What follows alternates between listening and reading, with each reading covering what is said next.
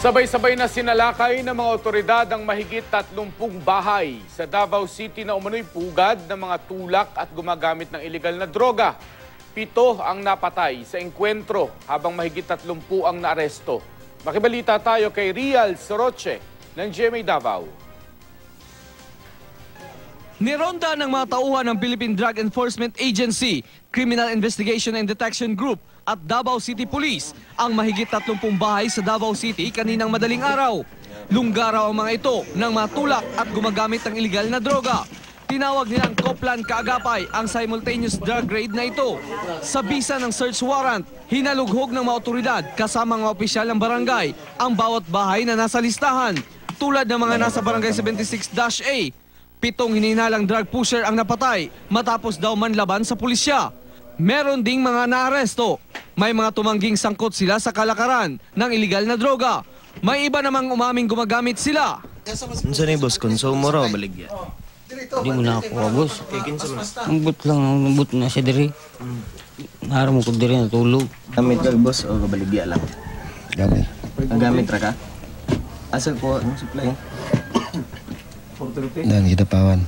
Aminado naman ang kapitan ng nasabing barangay na talamak ang transaksyon ng ilegal na droga sa kanilang lugar. Pero ginagawa naman daw nila ito ng paraan. Ang pagsugpo, medyo lisod jud. Wala, problema man yun. National problem naman yun lisod jud. Pero diri sa sige man may pahimang no, storya. Dinala sa covered court ng Davao City Police Office ang mga suspect at nakumpiskang mga ilegal na droga.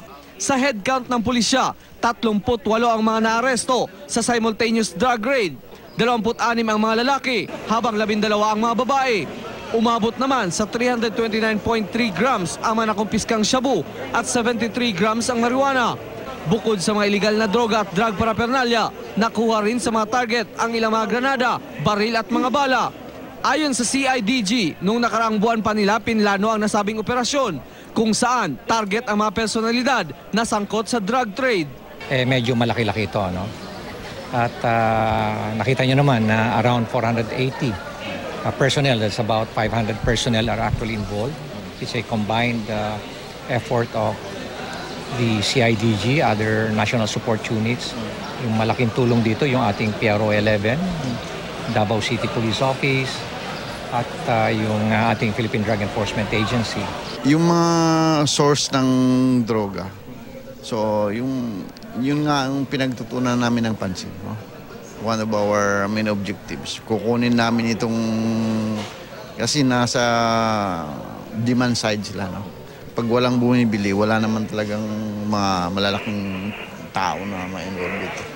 Nakatakas naman daw ang iba pang target sa operasyon, pero asahan daw na may susunod pang mga operasyon laban sa kanila.